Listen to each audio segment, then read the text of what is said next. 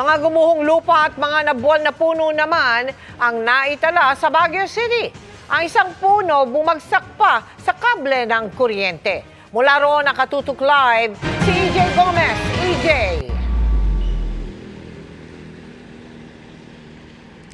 Mel, nandito tayo ngayon sa Cannon Road, no? Nananatiling sarado sa karamihan ng mga motorista. Maliban na lang sa mga residente. At kanina, chinek natin yung sitwasyon ng mga residenteng apektado ng pagguho ng lupa sa kanilang mga lugar. Gumuho na ang lupa sa ilang bahagi ng Baguio City dahil sa halos walang tigil na mga pag-ulan. Sa Cannon Road, may mga bumagsak na namang bato. 5 araw matapos may nabagsak ang aso at kotse ang isang malaking tipak sa parehong kalsada. Nakaligtas ang isa pang aso, pero ayon sa amo nito, kabado na naman sila. Baka mamaya na naman, meron na namang malalaglag, lalo na dyan, no? Ayan, no, nakalabas na dito yung ugat ng kahoy. At saka may bato dito na, na nasa ilalim. Kapag dinaanan ng tubig na naman yan, ng dire-diretsong bagyo, ayan na naman, baka gugulong na naman yan pababa. Sarado pa rin ang Cannon Road sa karamihan ng mga motorista, maliban sa mga residente. Sa barangay Luwakan, Apugan, gumuho ang lupa sa ginagawang DPWH Slope Protection Project. Wala namang nasawi o nasaktan. Naglusil sa baba. May pangamba na baka daw itong portion na to makuha lahat. Ayon sa otoridad, unti-unting gumuho ang lupa nito mga nagdaang araw. Tinakpan na lang po ng plastik ang bahaging iyon para maibsan ang lalo pang pagguho ng lupa.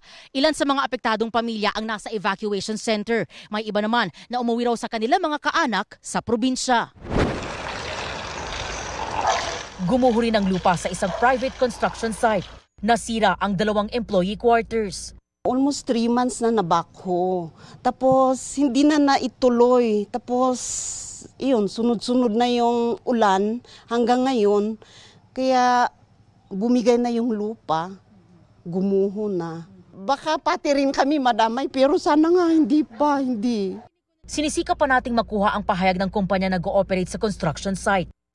Gumuho rin ang lupa at mga tanim na kawayan sa Camp 7 na nakaapekto sa traffic. May mga natumba ring pine trees sa Purok 24 sa San Carlos. Sa Purok 6 sa Irisan, ang puno tumumba pa sa mga linya ng kuryente. Ang terrain ng Baguio, mountainous siya. Rolling talaga. Kaya ang binabantayan natin tuwing tag-ulan na ganito at may mga bagyo, yung soil erosions talaga. And then kasama na yun yung mga natutumbang mga punong kahoy. Pinaiigting din ang pangongolekta ng mga basura sa lungsod para di raw magbara ang mga ito sa waterways at maiwasan ang pagbaha.